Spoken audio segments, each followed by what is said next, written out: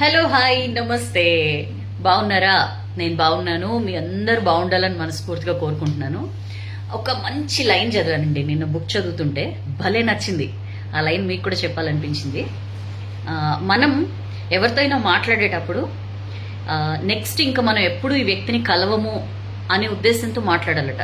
అంటే మేబీ ఇదే మన లాస్ట్ మీటింగ్ ఏమో అనే ఉద్దేశంతో మాట్లాడాలట.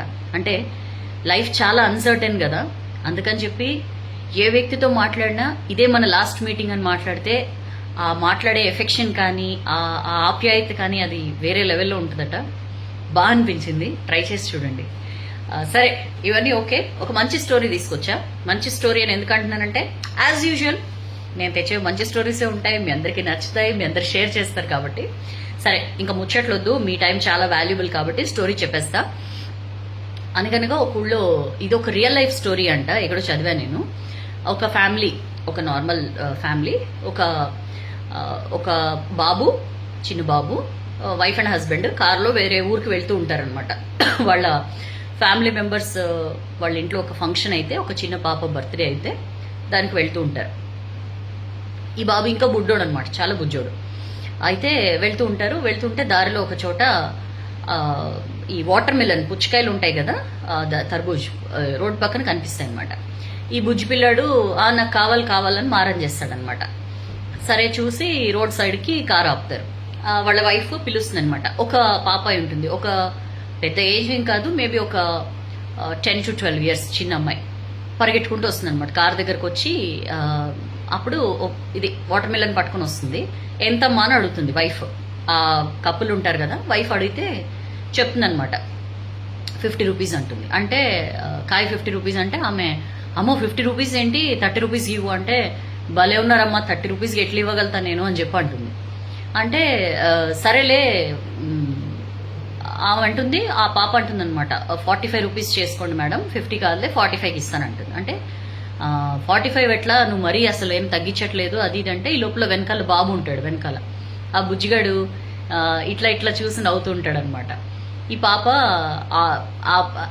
ఈ చిన్న పాప, ఈ 10-12 years పాప వెళ్ళి వాడిని ఆడిస్తూ ఉంటుందన్నమాట. ఆడిస్తూ అప్పుడు ఈమె అంటుందన్నమాట, చూస్తుంది వాళ్ళిద్దరు కాస్త ఎమోషనల్గా ఉంది అమ్మాయి అని చెప్పి చూసి, నీ తమ్ముళ్ళే కదా, నీ తమ్ముళ్ళు లాంటి వాడే, వాడి కోసం ఇవ్వచ్చు కదా, 40 రూపీస్ చేసుకో అని చెప్పి అంటుంది. అంతకుముందు నేను తగ్గించను, 45 కంటే తగ్గించను అన్న అమ్మాయి నీ తమ్ముడు అనేసరికి పాపం 40 రూపీస్ చేసుకో అనగానే, సరే అమ్మా నా తమ్ముడు కోసం అని చెప్పి ఇట్లా ఆ బాబు చేతికి ఇస్తుంది అనమాట. వాడు చిన్నోడే, ఈ పాపయ్య కూడా చిన్నదే కదా, ఇచ్చేసరికి వాడు పట్టుకోలేక పడేస్తాడు. కాయ కింద పడి ఓపెన్ అయిపోతుంది, పగిలిపోతుంది అనమాట. ఆ అమ్మాయి వెంటనే అరే ఒక నిమిషం అని చెప్పి పరిగెట్టుకుంటూ వెళ్ళి మళ్ళీ ఇంకొక కాయ తీసుకొస్తుంది అనమాట.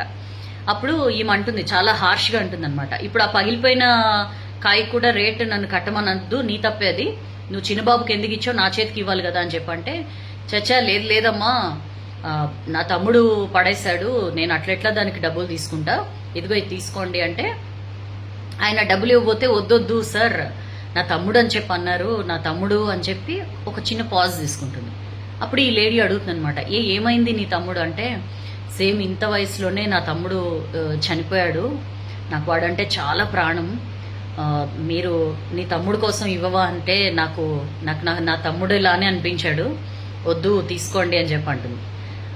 డబ్బులేం వద్దమ్మా తీసుకోండి అని చెప్పి ఈసారి ఆ అమ్మకే ఇస్తుంది అనమాట. ఆమె అబ్బా అనుకుంటుంది. ఈ లోపల హస్బెండ్, అదేం కాదు, అట్లా ఏం కాదు, అలా ఊరుకునేదేం లేదు, ఇదిగో 100 రూపాయలు తీసుకో, 2 కాయలకి తీసుకో అని చెప్పి ఇస్తాడనమాట. అప్పుడు వద్దని చెప్పి అమ్మాయి రిటర్న్ ఇచ్చేస్తుంది. పైసలు రిటర్న్ ఇచ్చేసిన తర్వాత ఇచ్చేసి వెళ్ళిపోతుంటే ఈమె, ఈ లేడీ ఉంటుంది కదా, పిలుస్తుంది, ఒకసారి డ్రామా అని చెప్పి పిలుస్తుంది. పిలిచి వీళ్ళు వేరే పాప బర్త్డే ఫంక్షన్కి వెళ్తూ ఉంటారు కదా, వాళ్ళు ఒక గోల్డ్ రింగ్ తీసుకెళ్తూ ఉంటారనమాట. ఆ అమ్మాయిని పిలిచి గోల్డ్ రింగ్ ఇస్తుంది అనమాట. ఇస్తే ఆ అమ్మాయి చూసి, ఈ ఉంగరం నేనేం చేసుకోనమ్మా అంటుంది. అంటే నీ తమ్ముడు అని చెప్పి అన్నావు కదా, అంటే నీ తమ్ముడు వాడంటే నీకు నేను అమ్మ లెక్కనే కదా, అమ్మ ఇస్తున్నాను, అమ్మ ఇచ్చేటప్పుడు కాదనకూడదు, తీసుకో అని చెప్పి అంటుంది. అంటే సరే అని పెట్టుకుని ఆ బాబుని ఇంకాసేపు ఆడిచ్చి వెళ్ళిపోతుంది అనమాట, చాలా హ్యాపీగా అమ్మాయి. సరే వీళ్ళు మళ్ళీ కార్ రీస్టార్ట్ చేసి వెళ్తుంటే ఆ హస్బెండ్కి నవ్వుతూ ఉంటాడనమాట. నువ్వు 5 రూపాయలు 10 రూపాయలకి బేరం ఆడుతున్నావు, అలాంటిది ఒక గోల్డ్ రింగ్ ఇచ్చేసావే అమ్మాయికి అని చెప్పంటే, అంతకు ముందు ఆ అమ్మాయి డబ్బులు ఎందుకు తీసుకోవంటే ఆ అమ్మాయి ఒక మాట అంటుందన్నమాట. నా తమ్ముడు అని చెప్పి అన్నారు, ఇట్లా అనుబంధాల్లో లాభ నష్టాలు చూసుకోకూడదమ్మా అంటుంది. ఆ మాట ఈమెకు స్ట్రైక్ అవుతుందన్నమాట.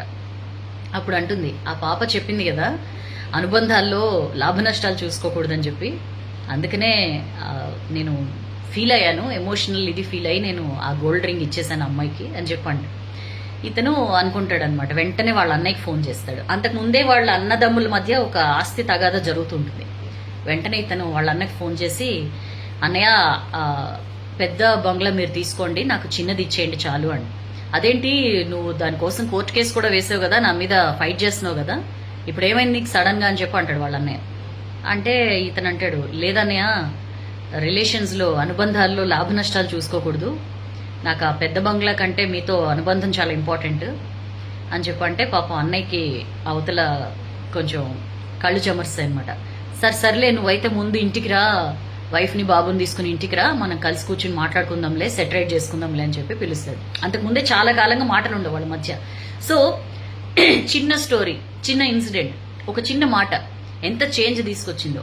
మనం కూడా చాలాసార్లు అది ఫ్రెండ్షిప్ అయినా ఇంకా వేరే రిలేషన్షిప్ అయినా ఈ లాభ నష్టం, ఇట్లా వీళ్ళతో ఇలా ఉంటే నాకేంటి లాభం, పెద్దల వీళ్ళతో ఏం కాంటాక్ట్ చేయకపోయినా లేకపోతే వీళ్ళతో రిలేషన్షిప్ మెయింటైన్ చేయకపోయినా మనకు వచ్చే నష్టమేం లేదులే, ఇట్లా అయిపోయిందండి. చాలా మెకానికల్గా అయిపోయాం మనం. బట్ మనం ఏదైనా ఒక రిలేషన్షిప్, ఒక అనుబంధం ఏర్పరచుకున్నప్పుడు ఇందులో లాభం ఏంటి నష్టం ఏంటి అని ఎప్పుడూ ఆలోచించకూడదు. చాలా సెల్ఫ్లెస్గా ఉండడానికి ట్రై చేయండి. అప్పుడే ఆ అనుబంధానికి సంబంధించిన వాల్యూ మీకు తెలుస్తుంది, దాన్ని కరెక్ట్గా ఎంజాయ్ చేయగలుగుతారు. చాలా చిన్న స్టోరీలో మంచి గొప్ప వాల్యూ ఉంది. నాకైతే బాగా నచ్చింది. మనందరికీ కూడా ఖచ్చితంగా ఇది కనెక్ట్ అవుతుంది అనుకుంటున్నాను. మీకు కూడా నచ్చితే షేర్ చేయండి. ఒకవేళ మీకు నచ్చకపోయినా షేర్ చేయండి. మీ ఫ్రెండ్స్ లిస్ట్లో ఎవరికైనా ఈ స్టోరీ నచ్చొచ్చు. సో ఎప్పుడు చెప్పేదే, నచ్చితే లైక్ చేయండి, బాగా నచ్చితే షేర్ చేయండి. షేర్ చేయడం ఎందుకంటే మనం నేర్చుకున్న మంచి 10 మందికి పంచితే మంచిని సొసైటీలో పెంచిన వాళ్ళం అవుతాం మనం. సో నెక్స్ట్ స్టోరీ కోసం వెయిట్ చేయండి. లాస్ట్ వీడియోలో సౌజన్య అలా అయిపోయావేంటి, సౌజన్య అదేంటి అలా ఉన్నావు అని చాలా మంది తమ బాధని వెలిబుచ్చారు. ఏమీ కాలేదండి, కొంచెం సిక్కైన మాట వాస్తవమే. బట్ అగైన్ ఇది నా ప్రొఫెషనల్ లుక్. అది ఇంట్లో ఉన్నప్పుడు నేను ఆ రోజు పూజ అది చేసుకుని వీడియో చేశాను. సో కాస్త డిఫరెన్స్ ఉంటుంది కాబట్టి సౌజన్య అంటే ఇట్లానే టిప్ టాప్గా కోటేసుకుని ఇలానే ఉంటుందని ఎక్స్పెక్ట్ చేయొద్దు. ఎనీవేస్, మన రూపం కంటే మనం చెప్పే మాటలు విలువైనవి కాబట్టి ఎప్పుడు చెప్పేలాగే నచ్చితే లైక్ చేయండి, బాగా నచ్చితే షేర్ చేయండి. నెక్స్ట్ వీడియో కోసం వెయిట్ చేయండి. షేర్ చేయడం మాత్రం అస్సలు మర్చిపోకండి. పిల్లలకి ఈ స్టోరీ ఖచ్చితంగా వినిపించండి, ఎందుకంటే ఎప్పుడు కూడా రిలేషన్షిప్లో లాభ నష్టాలు చూసుకోకూడదు అన్న విషయం చిన్నప్పటి నుంచి వాళ్ళకి నేర్పించిన వాళ్ళు అవుతారు. నెక్స్ట్ వీడియో కలుద్దాం. This is Soujanya signing off.